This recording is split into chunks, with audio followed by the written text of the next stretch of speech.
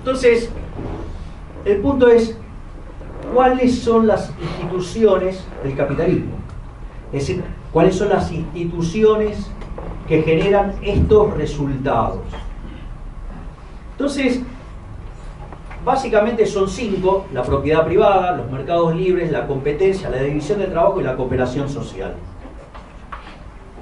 Si ustedes se fijan, las dos primeras tendrían que ir inexorablemente de la mano: la propiedad privada y los mercados libres.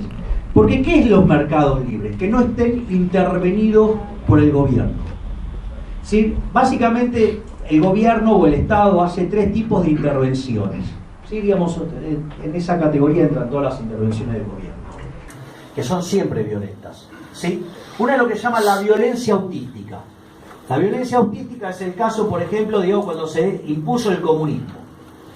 Digo, si ustedes no aceptaban las nuevas reglas, los mataban.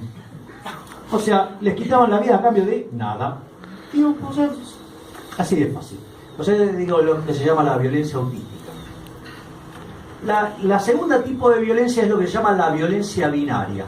La violencia binaria es, por ejemplo, el cobro de impuestos. Es decir, a ustedes agarran, digamos, o sea, pagan o les pegan un garrotazo, pagan o los meten preso.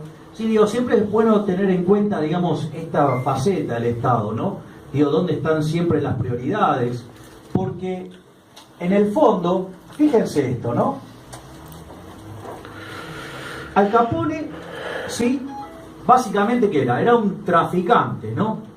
O sea, digamos, tipo que le cae la definición de traficante porque a algún trasnochado del Estado se le ocurrió que la gente no tenía que tomar alcohol. ¿No? Digo, porque en el fondo, ¿qué traficaba? Alcohol. Alcohol.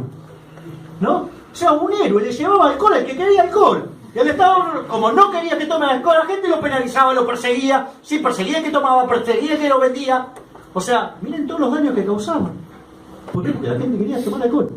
O sea, prohibición que fue tan estúpida que después se dieron cuenta que la sacaron. La ley seca. Claro, exacto. Entonces, ¿cuál es el punto? Entonces, digo, primero, digo, entró en la categoría de delincuente porque una definición arbitraria de algún pelotudo en una poltrona se le ocurrió que la gente no tenía que tomar alcohol. Eso lo convirtió en un delincuente, cuando en realidad era un héroe. ¿Sí? Pero bueno, obviamente que cuando el Estado se mete y genera ese tipo de problemas, obviamente aparece la violencia. Es decir, toda esa violencia es culpa del Estado también. Porque si no estuviera la prohibición, esa violencia no existiría. Lo digo para tener en claro eso. Y obviamente, como era un negocio de alto riesgo y todo, digamos, o sea, para generar retorno, obviamente en el medio iba la vida de la gente que se metía con el Capone. O sea, con lo cual, a la postre, digamos, un tipo, digamos, que era un benefactor social, se le termina convirtiendo en un asesino. ¿No? Entonces, digo, gracias a la participación del Estado. Pero, al final de cuentas, ¿por qué fue preso Al Capone? ¿Por asesino? ¿Por traficante? ¿Se dan cuenta dónde están los incentivos? Es decir, ¿saben qué es lo que más le importa a un político? Ganar la elección. En segundo lugar, la reelección. Y qué sé yo, en tercer lugar, si tienen culo, digamos, algún tema allá a lo lejos de algo que le preocupa con la sociedad. Olvídense. Digo, no les importa nada. Es decir, ahora sí, cuando ustedes, o sea, miren el tema de las multas. Digo, de repente a Bracatelli lo agarraron, le afanaron el teléfono, lo cagaron a palo, lo que carajo fuera. No pasó nada. Ahora cometan una multa en la ciudad de Buenos Aires, van a ver cómo le rompen el orto. Hay de todo tipo de control, de todo.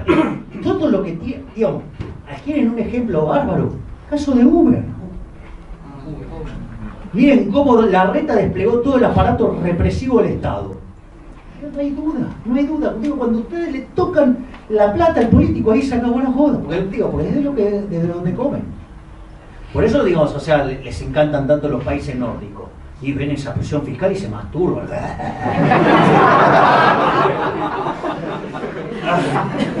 Porque si van a morder de ahí, imagínense. Entonces, el primer punto clave es la propiedad privada y los mercados libres. O sea, los mercados libres, que no esté el gobierno interfiriendo ni con controles de precios, ni con controles de cantidades, ni con controles de licencia. Digo, qué sé yo, digo, a mí me tocó lidiar ahora el otro día con una pelotuda que se llama Paola Espatola o algo así, no sé, digamos, o sea, claro que defendió, no, yo soy partidario del Estado presente. Una estúpida. La calidad la determina el consumidor. Porque ella digo, no, porque vas a matar gente. No, boludo, mira, primero que digo, o sea, primero que me cuide el Estado es bastante, digo, qué sé yo, el Estado me cuidó en Cromañón. Miren todas las vidas que se llevó. Digo, también cuidó a los de los trenes, ¿no? Digo, se cargó con 51 personas, ¿no? Digo, cada vez que digo, me cuida el Estado, por favor, ¿no? O sea, digo, no se dio cuenta que hay kiosquitos, digamos, o sea. Pero al margen de eso, ¿no? Supongan lo siguiente. Dice, no, porque la gente se va a morir. Bueno, a ver, vamos a poner estos términos. Si pone, digamos, tantos controles, tantas cosas, digo, el producto ese va a ser mucho más caro. Con lo cual va a haber gente que no va a poder consumirlo.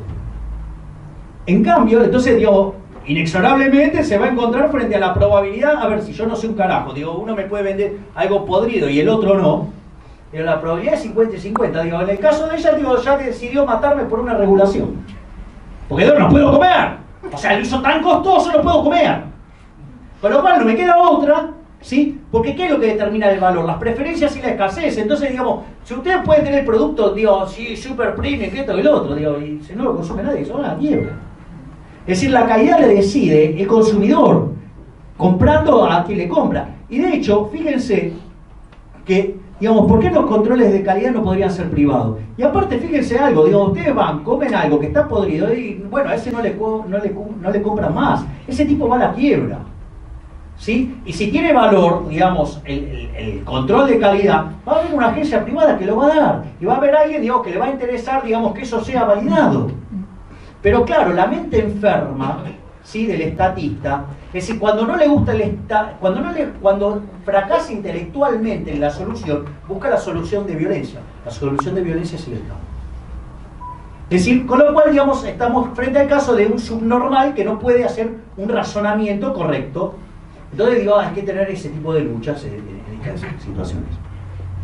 Ahora, digo, los mercados libres, entonces que no joda, que no se meta en el medio del gobierno, que, digo, que no esté dañando los intercambios voluntarios. Ahora, ustedes solamente van a poder ir a hacer intercambios voluntarios, van a poder hacer esos intercambios, en tanto y en cuanto los productos que llevan al mercado, ¿de quién son?